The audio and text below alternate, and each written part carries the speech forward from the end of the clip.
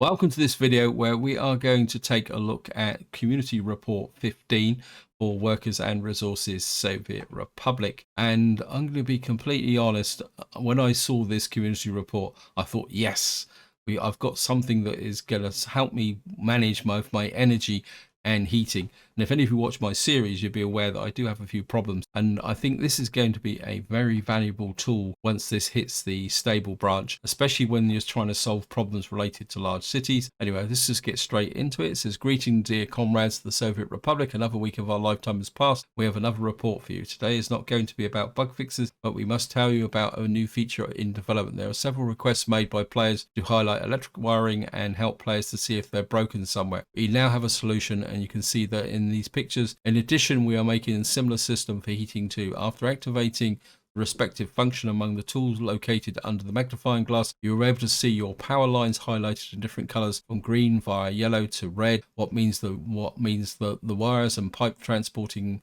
amounts close to maximum and the current wattage in each node. This works similarly to for heating, where you'll be able to see nodes highlighted according to current temperature and buildings.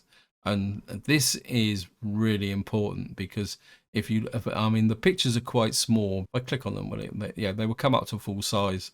And what you will see is that you've got a power station in the bottom left here going, I think it's feeding a source, must be to the edge of the map. You can see that down in the bottom here, these residential blocks are drawing power directly from the power station, and you can see the amount of power that they're drawing in megawatts. You can see how much power the actual power station is generating. Well, more importantly, you'll see the high tension cables are yellow. I think looking at them, I think these are 18 megawatts. What you'll see is that they're starting to get a bit overloaded. They're yellow, and then you've got this little circuit here. I think these are like 4-5 megawatt cables. You can see these are actually overloaded. They must have a capacity less than 8 megawatts, because you can see this substation here is showing 8.5 megawatts. So that is pretty fascinating. So this picture is showing an overloaded line. It's just over 18 megawatts. It's 18.361 megawatts. So as soon as it goes over, it turns red. And more interestingly, you'll see down in the bottom left here that the actual power station's getting a bit overloaded. It's producing 18.5 megawatts, which is pretty good. I think the next two pictures are just showing similar examples, so we'll just skip over those.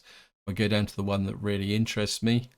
Down here, this is actually the heating overload, and I think this is going to be even more useful in the power lines, because I think one of the big problems with heating, especially when you're putting in multiple heat stations, is actually seeing the spread and also seeing the consequences. And I think this picture quite clearly illustrates the potential problem. And what you see here is that the actual temperature in the heating plant is 90%, and all round here is 81, 82. So in some ways it's kind of showing that this area here is a little bit overheated, is probably the way to describe it. Because, I mean, who wants to live in an apartment block with 81.6 degrees centigrade? So maybe this is a good example of why you don't put residential blocks actually near a heating plant.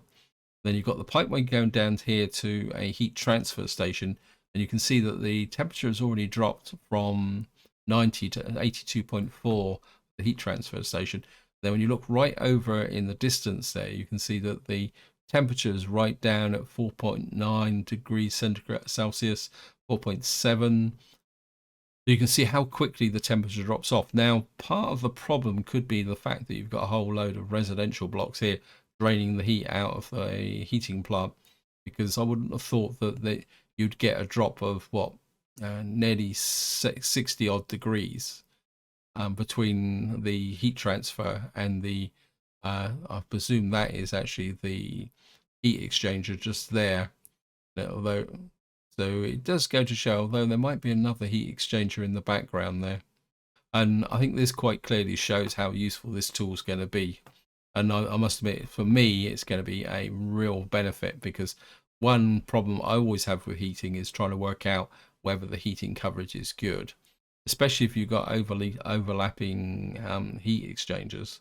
Anyway, so just going to get back to, so that is the big changes that are in this community update. But there's an interesting statement down the bottom. Next thing we want to mention are helicopters. Some of you may be curious about this, because You did not hear a lot about them recently. We are finalizing them and they're coming in update 0.8.4x. We'll inform you about the progress on the next report. We also want to notice that we have a Facebook page with some pictures added to.